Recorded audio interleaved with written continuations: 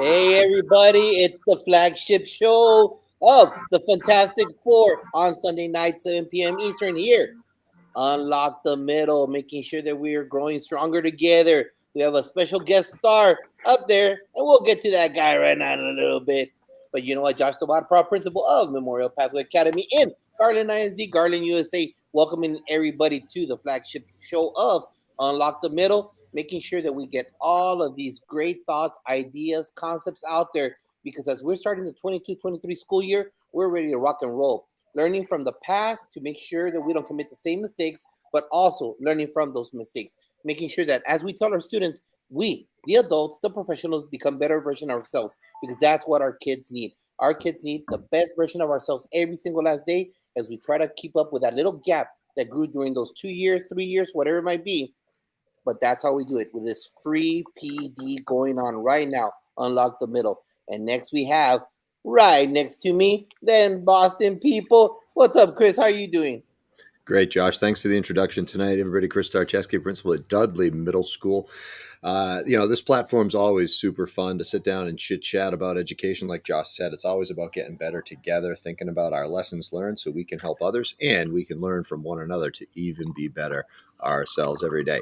Looking forward to this discussion this evening. Without a doubt, had some great time with my son and some of his friends at a birthday party paintballing today.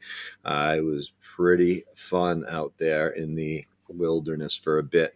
Dean, how you doing, my friend? Not bad. Sunday afternoon, Sunday evening with Darrin Peppard tonight. I mean, this is going to be nothing but fun. We had part one a little while ago, and tonight we're going to dig a little bit deeper. And, Chris and Josh and Darrin, who's on the call, tomorrow we start school. Our summer hiatus is over, and we're about ready to start our journey with all of our staff and students. And, I couldn't be any more happier of the fact that we're going to be starting this together. I'm going into my 20th year as a principal in this school, and that's just, it's just something to be said about this. And overall, it's good stuff, and we're into such a good place. Remember, we're streaming live on YouTube, we're on Facebook, we're on Twitter. I think we're on Twitch now, Chris. Thank you so much for doing that. And the more you can rebroadcast this out, the better we're all going to be together. So great to see you guys. Happy Sunday night to all of you. And hey, Darrin, welcome to the show. You're the last one on the screen right here. Why don't you give our audience a little background about who you are, what you're all about? Let's hear that road to awesome, good stuff. There you go. Yeah, Dr. Darrin Peppard, 28 years now working with public education, 26 fully in public education. Whew, man, I started off as a teacher.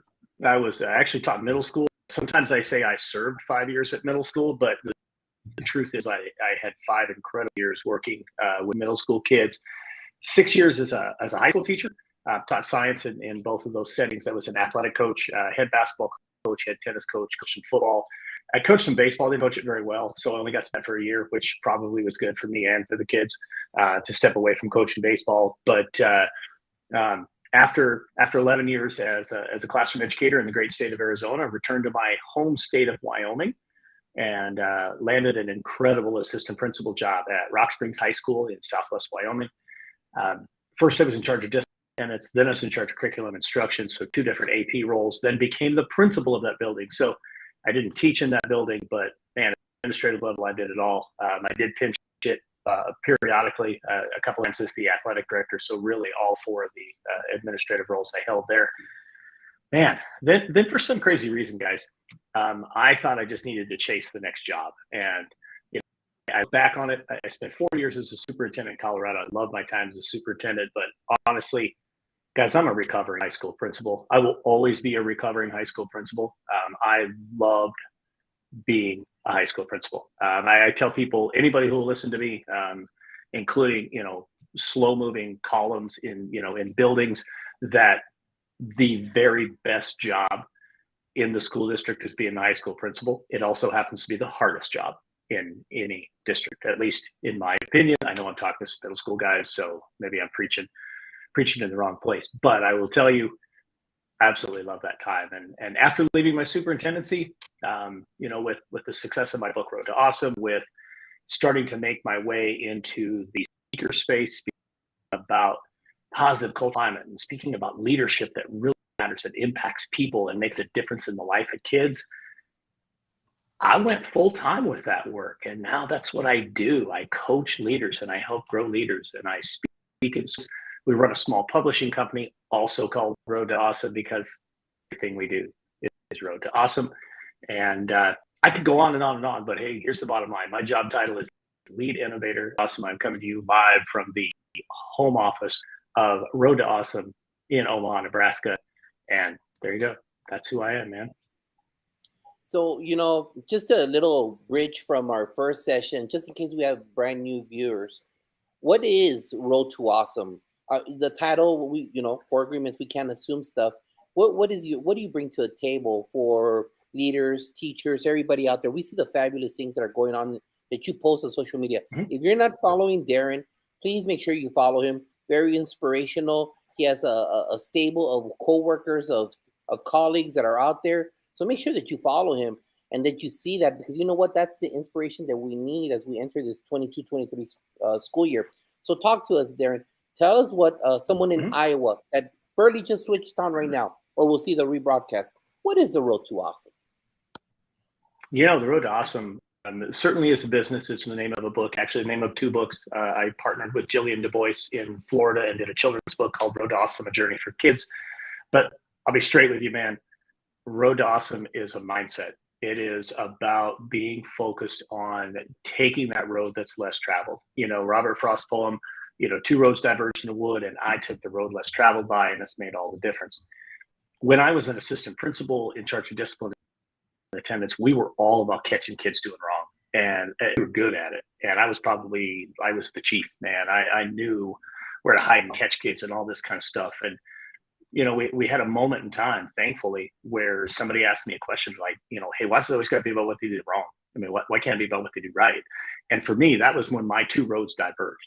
And I've stayed on this challenging road of focusing on the positive, focusing on the good in people, and focusing on the things we can control. I mean, the Road to Awesome philosophy right now, really, to me, it's all about three things. It's number one, we focus on what we can control and let go of the things we can't. In our schools right now, it's finger pointing, it's blame, it's all this outside noise, this negativity about schools, and I can't control that stuff, and you guys can't control that stuff. So we got to focus on what we can control. And Josh, what the number one thing is that we can control? How we show up. That's the bottom line. We're going to show up every single day. And so every conversation I have, when I'm coaching leaders, when I'm speaking in schools, heck, when I'm working with new authors or our current authors, hey, how are you showing up every single day? Because if you're going to rep the Road to Awesome, you better be showing up the right way. Number two, we rise by lifting others, man. We are going to have people who fall down constantly. I mean, this last 2 to 3 years, Josh, you hit on it right in the intro. It's been a hard time. And every one of us needs to be able to, when we have the capacity, because sometimes we don't. Sometimes we need to be the one that gets lifted up. But when we have the capacity, we got to be the one that reaches that hand down and lift people up instead of pushing them down or pointing the finger, blame, and all that kind of stuff. And the third thing, and to me, I think this is the most important thing about the Road to Awesome, is we change the world one conversation at a time. Every single conversation we have has the opportunity to change the world. And it may not change the world in the grand scheme, but it might change the world for one person. If we change the world for one person, right there you go. I mean, I can tell you all the things we do, but that's not important. What's important is the philosophy that we operate from, the belief set that we have at Road to Awesome. That's who we are. So, Darrin, outstanding. Thanks for sharing the Road to Awesome, kind of mindset and philosophy. If you're sitting down with a teacher who's considered to be a leader by his or her peers in the building, and you were encouraging that person to go down the road to admin, what would be a couple of the focus areas that you would recommend that they really hone in on as they pursue that certification? I think that's a great question, Chris. And I think one of the biggest pieces is starting to identify opportunities in your school where you can be a leader now. Don't wait around for, the completion of this certification or, being offered a position with a title behind it, but actually find those opportunities where you can lead in your school right now. I mean, the truth is every one of us has the capacity to lead from our position, whether there's a title or not. We have to be willing to look for those opportunities. And sometimes that means you got to reach out to your principal. Sometimes you go down to Chris's office and you knock on the door and say, hey, I really want to make my way into leadership. What are some things I can do now? And I guarantee, guys, because I've sat in the principal chair too, there are things when you have people who come forward and say, hey, what can I do? You've got opportunities for them. And I'm not talking busy work. I'm talking giving them genuine opportunities to lead. I think that's one of the things. And I think number two is to take stock of the relationships that you are forging in your school and in your community. Are you focusing on building those positive relationships and those relationships that are going to make a difference? Or do you tend to be the one who either gets sucked into the vortex or is the creator of the vortex of negativity in that staff room? Because if that's a direction that you tend to find yourself, your thoughts around going into leadership might be the wrong reason. I think it's really important that everybody take stock in why they think they want to pursue some type of an administrative. Had a great conversation with somebody that an episode of my podcast that I recorded this week, and she shared a story about somebody who had gotten a position in their school and somebody else who worked in the school didn't get the job, and that person had kind of made some things rough for that other person during the course of the year. And that person, the person who had gotten the job just said, hey, you know what? I'm going to do everything I can to help you, to lift you up and to get you to where the next time those interviews come around, maybe it's in a different space. Maybe there's another role in our school, but where you have an opportunity to get that. And by the end of the year, that person realized, the person who hadn't gotten the job realized they didn't want to be in that role. They thought being a leader meant I'm the boss. I get to tell you what to do, as opposed to, all the things that you guys know. And I see you do all the time with what you guys share on social media and what you do with everything to do with Unlock the Middle. That person didn't want to do those things, so I think those are two things. I could probably come up with 10 or 12 more, but I think those are two good ones for us to just maybe kind of launch into conversation over. Darrin, I appreciate that. And Josh's question and Chris's question are very unique, and there's no doubt about it. My question is kind of simple, and I'm going to bring it back with Road to Awesome. Let's just talk about mindset for a second, because mindset drives everything that we do. So when you're looking at mindset, how do you kind of sell the mindset that is wrapped around Road to Awesome? What does that look like? Talk to the leaders that are out there. I get growth mindset and what it's supposed to be, but let's talk from your lens, and let's try to expound upon that a little.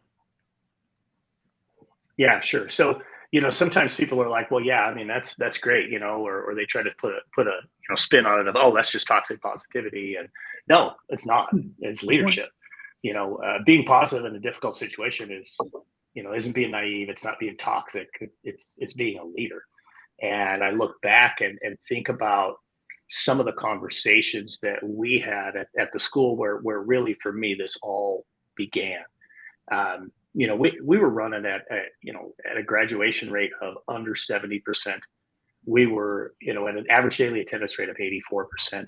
I had a fight in the hallway every single week, usually more than one, typically right in the main hallway, right in front of the office, because that was like the showcase place. Just toxic, just really toxic. I mean, our teachers were good at catching kids doing things wrong. So were we. We were good at catching our teachers doing things wrong. I mean, it's just a toxic culture. And so when I talk about the steps that we took and some of the things that we did, and just that change in our mindset, that shift from, focusing on all the bad things to focusing on the good things and looking for those things, there's a whole data set that comes in behind that. So it's not like I'm just saying, hey, if you do this, maybe you'll have some success. We raised our graduation rate from 69% to 84%. We raised our average daily attendance from 84 to 94%. We reduced discipline referrals from 2,200 in my first year with 1,100 kids, by the way, to less than 500 a year later. I mean, there's a lot of strong data behind this. Academic performances, of course, increased. Our staff retention increased. So many good things happened because here's the thing. if you build a culture where everybody feels valued, where everybody feels seen and heard and loved, when they feel like they're part of something special, everybody wants to be a part of that, and everybody puts in the effort that needs to happen. So often, and I get this question quite a bit too, Dean, people will ask, well, why should we spend money on culture and climate when we could spend money on fill in the blank, technology, curriculum, those kinds of things, some initiative. Well, I'm not saying we shouldn't spend money on those things. They're important. You can invest all that money, and if you still don't have a culture where people feel valued and feel like they're part of something special, you're never going to get the maximum benefit, because what you end up with is, my curriculum director described this quite a bit. We had like 13 different initiatives going at once one time. And he would always say, hey, it's an implementation dip, because our scores would go down, and our scores would go down, our scores would go down. Finally, it was like, no, that's enough. Let's focus on our culture. Well, guess what happened? All of a sudden, scores started to go up, started to go up, because there was no such thing as an implementation dip. We had a culture gap. People didn't know why we were even doing half of this stuff. But once they started to feel valued and seen and heard, that changed everything. So I think I've squirreled a little bit away from your question, Dean, but there's definitely a data set behind this. I can share a data set from my district where I was a superintendent as well, where we did similar work. But the bottom line is, excuse me, you want to build places that everybody feels like they can be the most important person on any given day, and they're seen, and somebody knows their name. How many times do kids go through a school sometimes and nobody even calls them by name?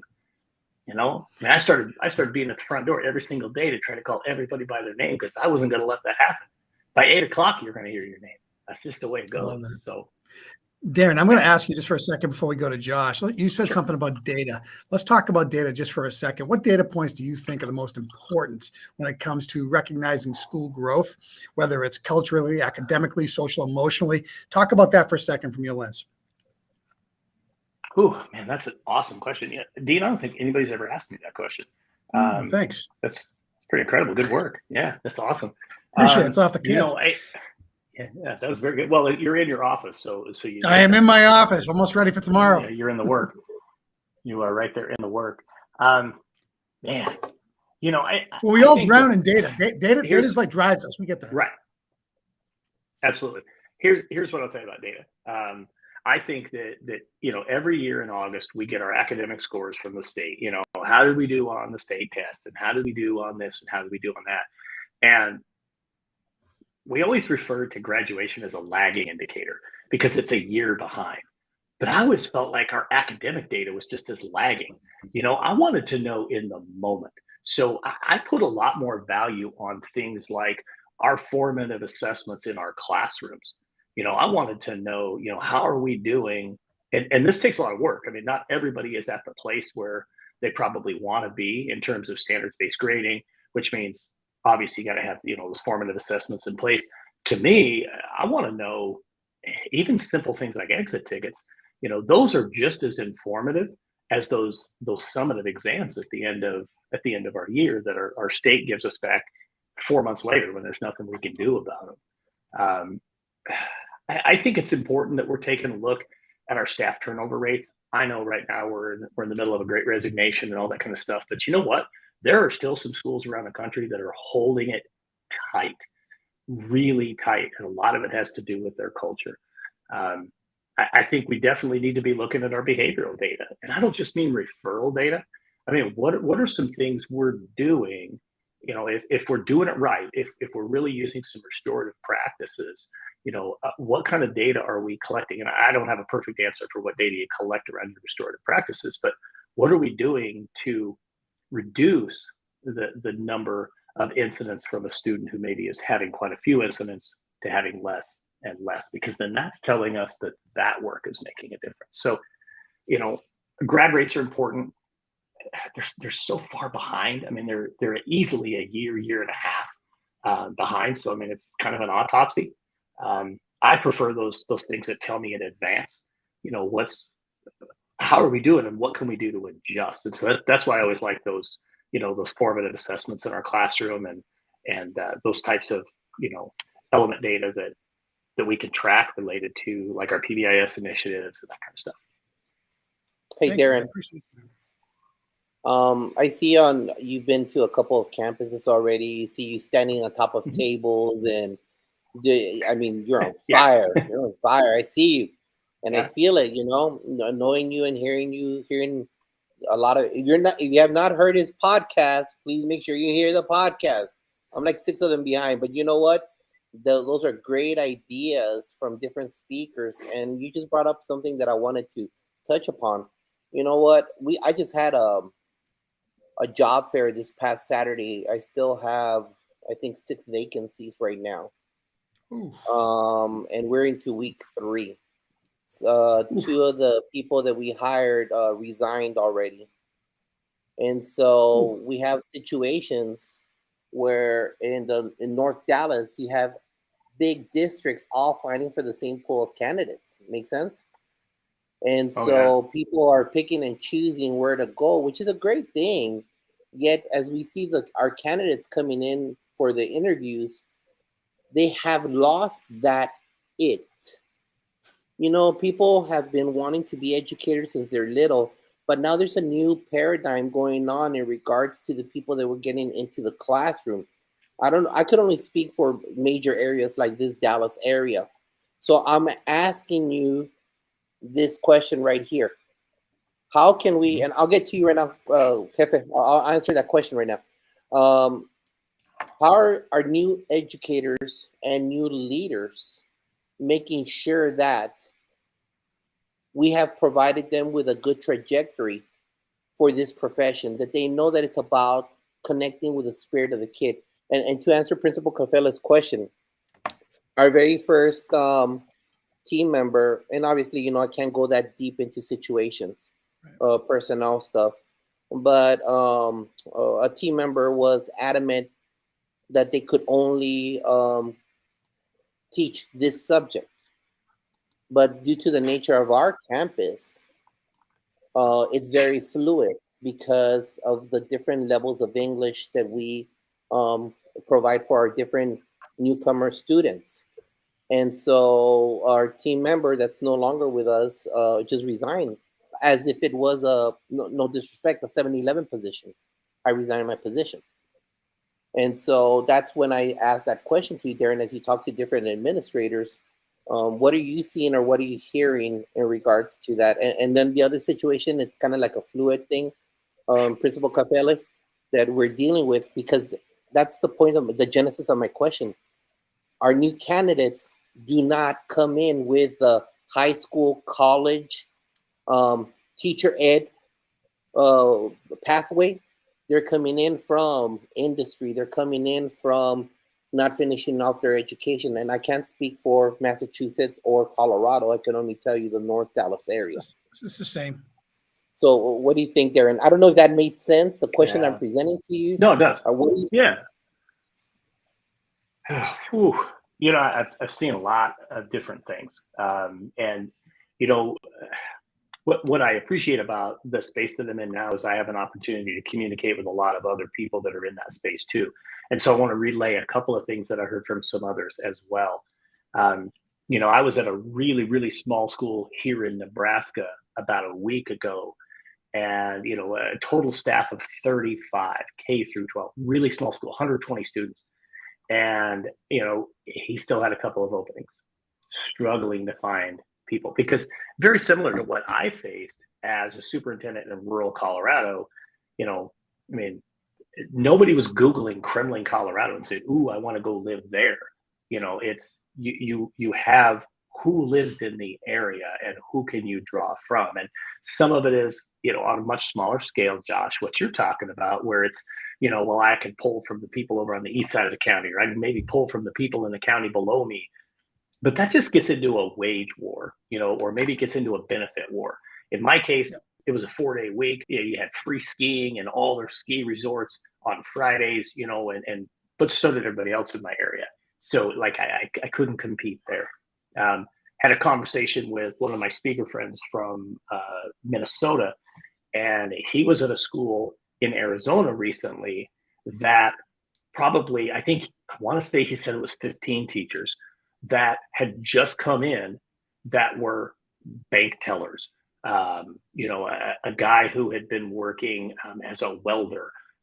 People who are just coming in from other places, not coming in, exactly what you're saying, Josh, not coming in with the traditional educator background. Another school that he was at, a school in South Dakota, small school, 25 total staff members, 22 are new this year. 22 of 25. How do you build capacity with that? That's a challenge. And now I'm seeing a lot of different stuff. And Dean said, "Hey, we no different for them." Here's where I want to spin your question a little bit and maybe take it a little bit into the leadership space. I've had a handful of conversations with folks whose biggest concern for their leaders is the leaders are brand new. And now they're faced with things like 22, 25 teachers, or we've got 7 spaces that are still open, or all my APs are brand new, or the principal is brand new. We have people who are moving through that principal line. The principal pipeline's not empty. Don't let anybody tell you that the leadership pipeline is empty. What's happening is people are moving through the pipeline so much faster than they used to that they may not necessarily have the capacity to grow those new teachers, to grow their fellow administrators. And you three know, you three are masters at what you do. One of your most important roles is to grow the people around you, right? And we just, that's to me one of the biggest things that's standing out is how rapidly, and kudos to those people. I don't think there's anything, nothing against them for moving quickly through the leadership pipeline. It's just that now we're kind of having some domino effect from that of, I'm trying to learn how to be a principal. How am I supposed to help grow all this other stuff? And that question right there is spot on. When you have so much turnover and you have leaders who aren't yet prepared to lead, and it's really hard to focus on the culture. So I would say that's where you start leaning on, other people, and get some additional support. And just in closing this, I think it's crucial that it's times like this that we really need to use platforms like this to reach out to each other. Because you see, this year I envisioned we had all of our positions filled up, and then this happens. So what we still don't have substitutes. And so our team members are absorbing those kids. So I've got an English teacher taking in a math kids because I don't have those positions. So you really can't do justice to instructional rounds because you got kids over here working on a separate content, and the other person is, for lack of a better term, babysitting. So here you have this vision with our tenure, not even the novice administrator, but you can get the ball rolling because you still have these vacancy issues and there's no consistency. So just remember that, hey, Alaska, Maine, Hawaii, Florida, we're all going through this right now. And the only way we're going to get out of it is by making sure that we reach out to you and find solutions as we're flying the airplane and building it at the same time. Josh, the flying the airplane and building it at the same time, we're at, I wouldn't say we're at a tipping point here with education, but we are at an opportunity point, and that opportunity point is to rethink, reimagine, our style and our systems, right? So if we're talking about building culture in a traditional environment where folks are tenured and consistently in the environment and in the role and working with colleagues over years, okay, that's fine. We've got a long-term view. But if we can build that instructional environment that embraces innovation and authenticity and kind of breaks the mold and shifts maybe towards project-based learning or innovation pathways for learning, where we're not solely, yes, we're going to teach the content standards, but we're not tied to progressive teaching of those standards. We expose to the content. We ask folks to engage and think authentically. How do we go about building a system, like that, and at the same time meet all the accountability metrics in the current system that we have? It's probably an unanswerable in this format, but I'd like to dive into that idea about, reimagining the experience, so we can build culture in different ways and embrace that individuality. Any thoughts? That's such a great question, Chris. Um, I, I'll throw this in. I like how you said it's kind of an unanswerable question in this format, but then I'll throw this in there, and I like how you touched on things like project-based learning. I'll go back to the group of teachers in Arizona that have come in from all these other different spaces. We're probably at a point where, whether we like it or not, we have to embrace the very different backgrounds that people are bringing into our classrooms now, and really get comfortable with messy, get comfortable with learning process. And you know what? Get comfortable with, hey, take a risk, give it a shot. And if it doesn't work, stop it, try something else. But we're certainly at a point. I love how you said that, Chris. It's a tipping point where, if all we want to do is look for the traditional teacher that we can plug and play year after year after year, they're not coming through the door.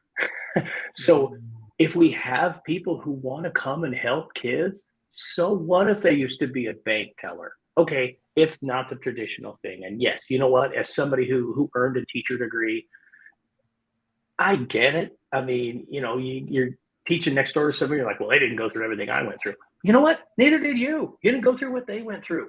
So let's start embracing what everybody brings to the table, and let's embrace messy.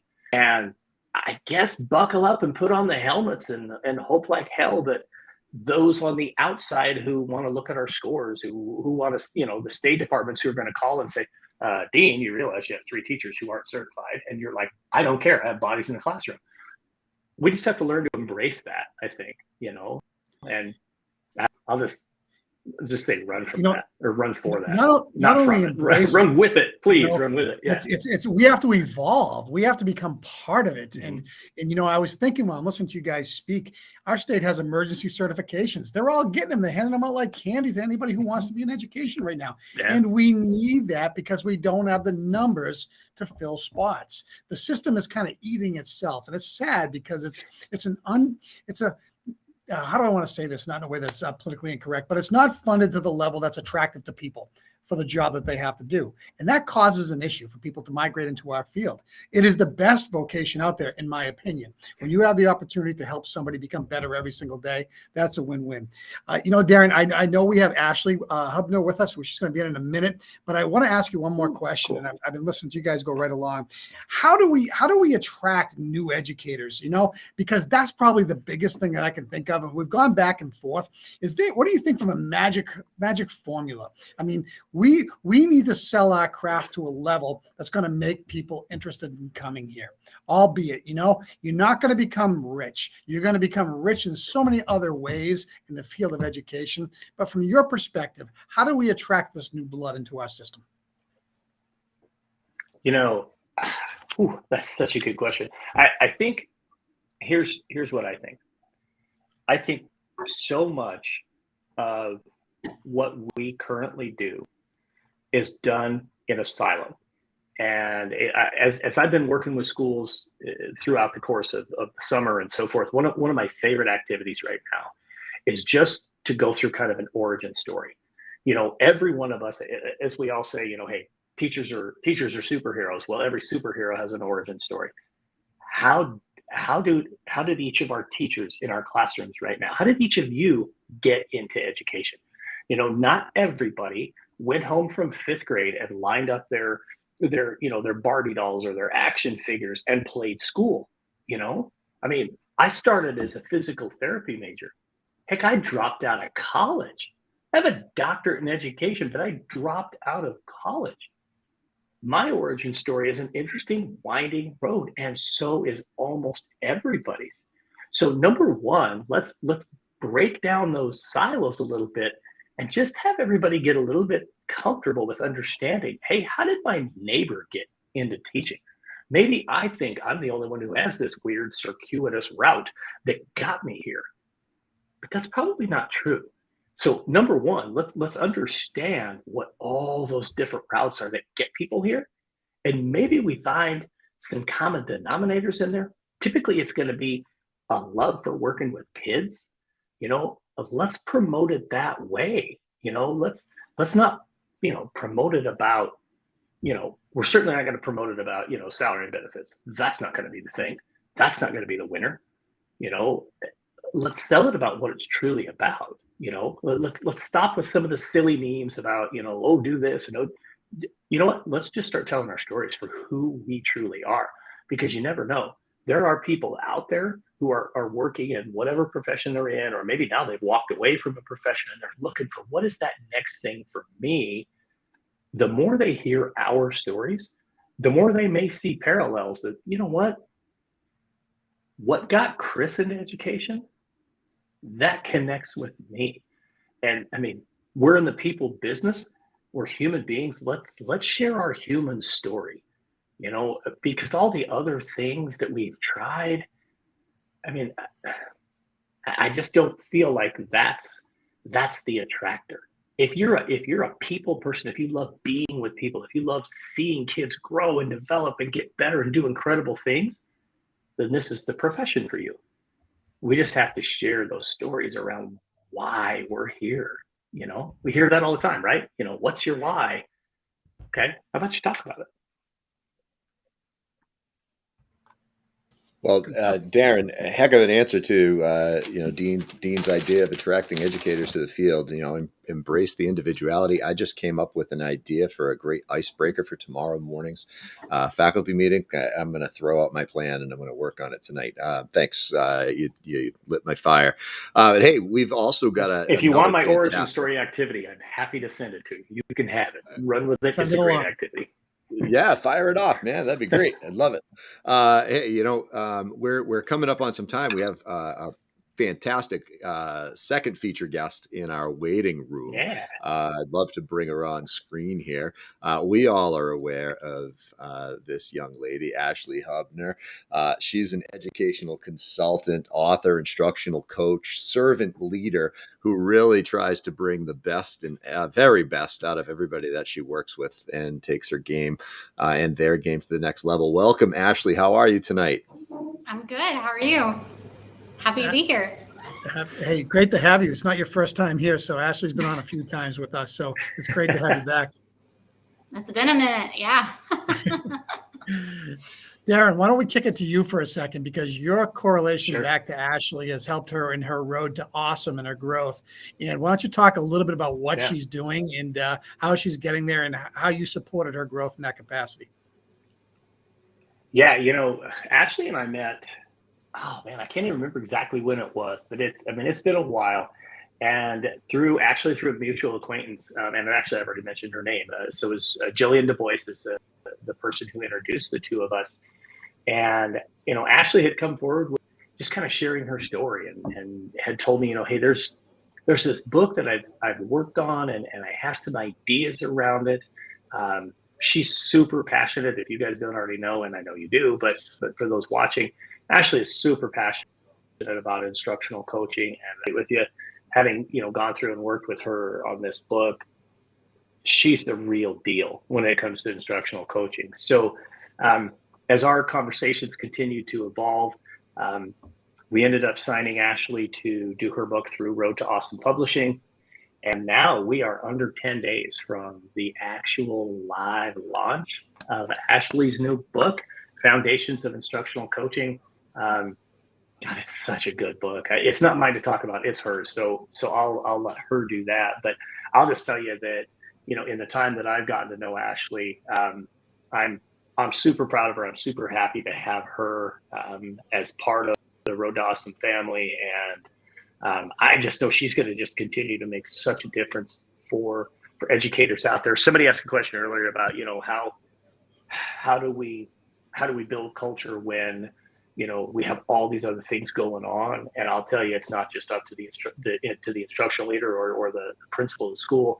Everybody owns that. And if you're fortunate enough to have instructional coaches, follow some of the work that Ashley does, because what she does is not just about improving instruction.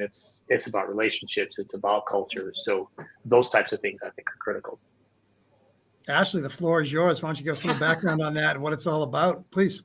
Well, first, I met Jillian on your show, Dean. I remember. And that's how we got connected. So, I mean, everything just like fell in place and worked out. Yeah. So this book, Foundations of Instructional Coaching, is my heart. I literally wear my heart on my sleeve in the book. I am sharing my real life stories about what I learned and I went through as an instructional coach over my time in the public school system. And, you know, like Darrin mentioned before, like trying to find those parallels and stories and relating to each other is really what I hope other instructional leaders get out of my book. When they read these stories, they can relate to those situations. They have felt that, been there. It may not be the same direct path that I went. There's all different avenues of instructional coaching. But I think when you get to the heart of what we do, it's in those lessons that you learn. And I really cover everything from the first thing, like how do we build relationships, and what was that path for me, and what steps did I take to build those relationships and set that culture. One of the things I really strongly believe in is that we first have to start by impacting people.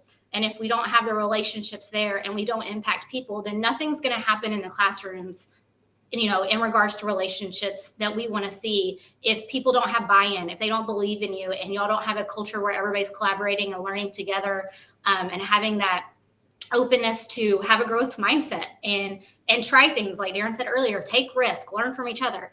So really starts with that, but then it goes into all the nitty-gritty of what we have to do as instructional coaches, from leading PLCs, professional development, to dealing with disgruntled and reluctant teachers.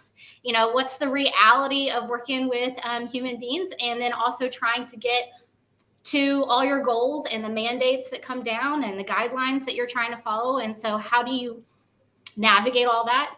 And then there's a little bit in there too about self-care. Like, how do we, because now we're in the business of not just taking care of children, but we're taking care of a campus or multiple campuses with adults and children. And that is a lot of weight on your shoulders at times. So how do you also take care of yourself so that you can fill others' cups?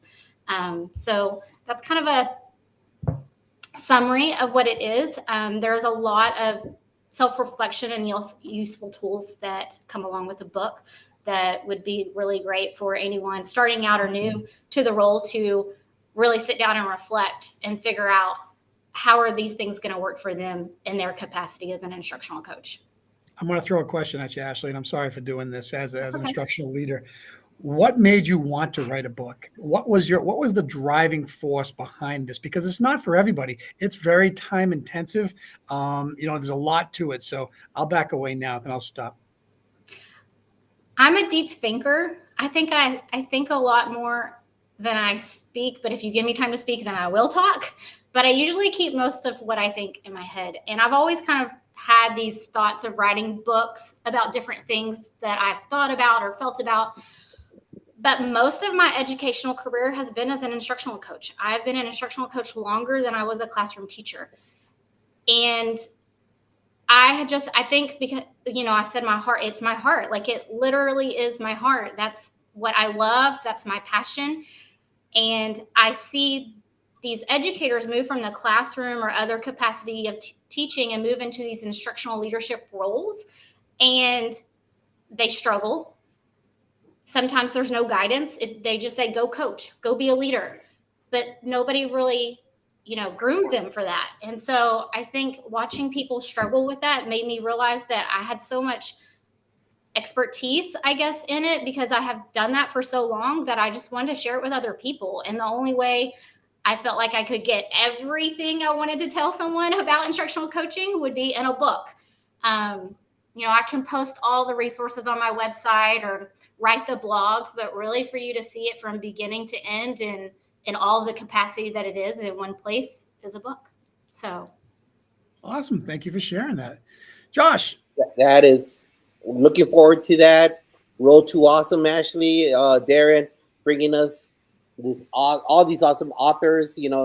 I cannot stop telling you guys, listen to his podcast, listen to everything that's out there in social media, because we need these kind of conversations, these kind of talks, because individuals like Ashley, like Chris, like Dean, like Darrin, myself, and everybody that's been on all our different platforms have truly brought tools for success, because we're not alone. Remember, if you go home and you're very tired, you feel like there's a lead blanket on you, you did too much. You're not using the teamwork aspect. And there's other avenues for you to pick up, such as in the future, Ashley's book, so on and so forth. Kip is going to have a book in the future. All of these situations, we are only stronger together because we're all facing the same adversity. So remember that, guys. Got my hand up. Can I teacher wait for the teacher to call on me? Darrin, can you say how they can find Ashley's book? I know you're helping to publish it within 10 days. And I'm sorry, Josh, I'm going to come back to you to close it off. I just didn't want to miss that. Yeah, right. Yeah, absolutely. So Ashley's book will drop on Amazon. Will be the first place that you can find it. You'll be able to get it on the Road to Awesome website. I think you're going to be able to get it on Ashley's website, but not necessarily going to speak for her, but I'm certain she's going to have it on her website. But definitely, all things Road to Awesome, roadtoawesome.net. You'll be able to get the book. At first, it'll be hyperlinked to Amazon, and then you can just purchase it direct from us as well. Awesome. Thank you very much, guys, for being here tonight for Unlock the Middle. But don't forget, we have our Tuesday show, Office Hours, 8 p.m. Eastern, 20 minutes. A little problem that's out there, different administrators talking about how to find a solution to it, because you know what? It's the same thing in Iowa, in New York, in Maine, wherever it might be. So thank you for joining us tonight. But join us Tuesday, 8 p.m. Eastern for Office Hours, and we're ready to rock and roll and start off. Best of luck, Dean, Chris. Ready to go tomorrow. Best of luck. Everybody out there, amor, adios. Thank you, Ashley. Thank you, Darrin.